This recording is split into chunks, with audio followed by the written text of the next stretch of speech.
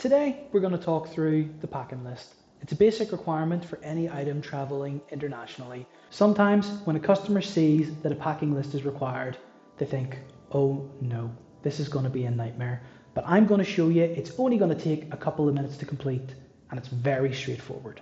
All you need to do is list the contents inside your suitcase or your box. Simple, right?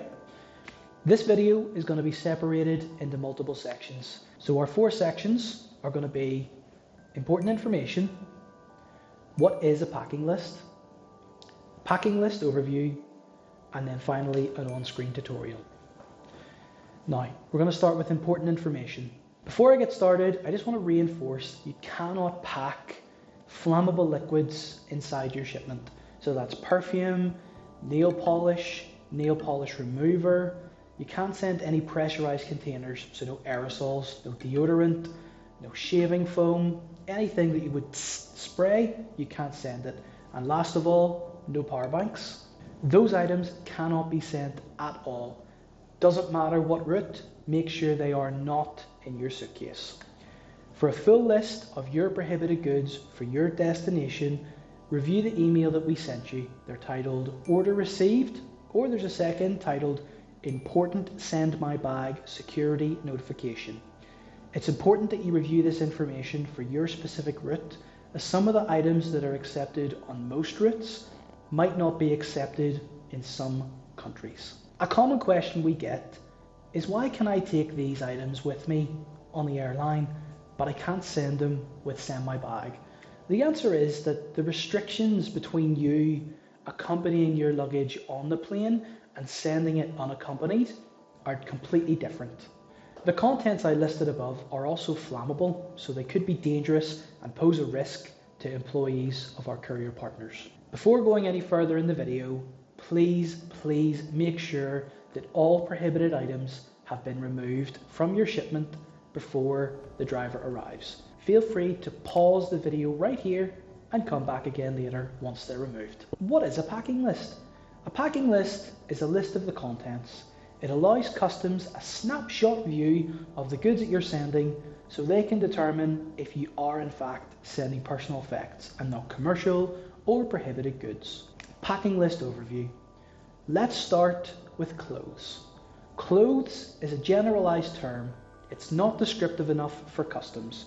So our advice, where possible, is that it's better to be accurate where you can be. However, generally, estimates are accepted by most government officials around the world.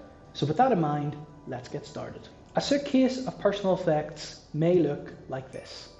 If you've already packed your goods, then use this as a general guide on how to break down your clothing categories, then use estimates for your contents. The only clothing item that will require a bit more detail are shoes, where the system will automatically prompt you to add some more detail if you enter the word shoes. It'll ask you to enter the type and the material of the shoe. So for example, men's leather shoes. Now, if your suitcase contains a laptop, a tablet, food, over-the-counter medication, toiletries, you should ensure that these are categorized and listed correctly.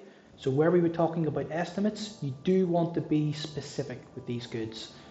For example, toiletries is a generalized term, and again, we would say break it down, shampoo or soap instead. Ensuring these items are listed correctly could see you prevent avoidable delays. We're going to move on now to a tutorial on screen.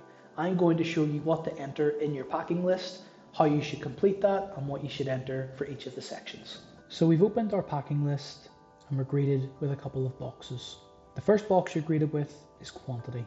That is the number of pieces for that particular item you're going to be sending. The second is unit of measurement.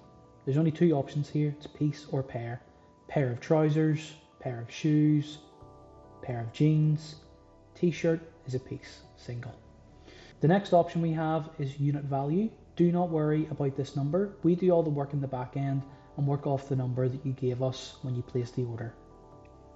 The next option is description. So that's where you enter a description of the particular item you're talking about. The last one is country of origin. That is where you purchased the item from, not where it's made.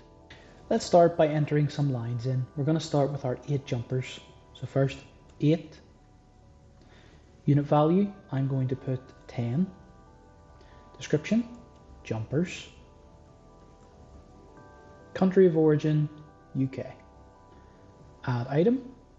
So we're going to go 2, piece, £5, Great British value, toils, country of origin, UK, add.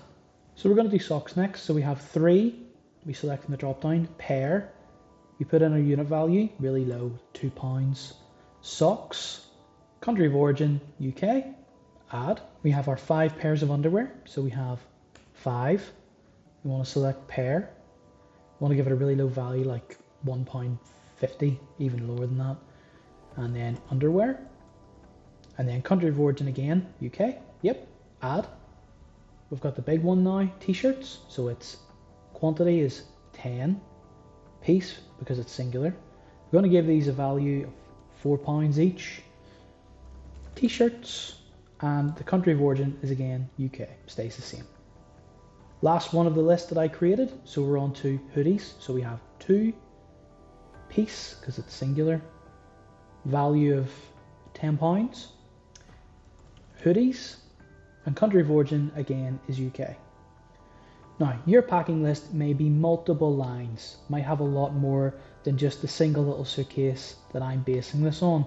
And if it does, that's okay. It's as long as you understand the categories, how they should be broken up into the categories, and how you can list these. So if we scroll down a little bit, we have an auto adjust values button, nice big green button. And even though my value right now is £163.50, whenever I placed my order, it was £100. So our auto adjust value button, whenever I click it, will make sure that all those values add up to 100. So I'm going to click that now. There we go, adding up to 100 nicely. And all that's left to do is to confirm the export confirmation, i.e. what is the purpose of the goods? So are they being imported temporarily for a holiday? Are they being imported for the first time and I'm going to be staying in that country indefinitely? Or are the goods going back to the original country that I took them out of? For example, let's say I'm sending my suitcase to the UK and I was in the USA for 3 months doing a course. The goods that I'm sending back are the same goods that I took out, so that one will be correct. For me, it's a relocation. I'm moving internationally and I want to use send my bag, so I'm going to select the second option, and then last but not least, I enter my lovely signature. Please forgive how this looks. Perfect, just as I intended it to look. Lastly, we save the packing list, and that's us done. Just like that, start to finish, we know we can't send dangerous goods, we can't send anything that we shouldn't be sending. Same with prohibited items for your select country. We've had a look, broken down our categories, completed our packing list. It doesn't look so bad now, does it?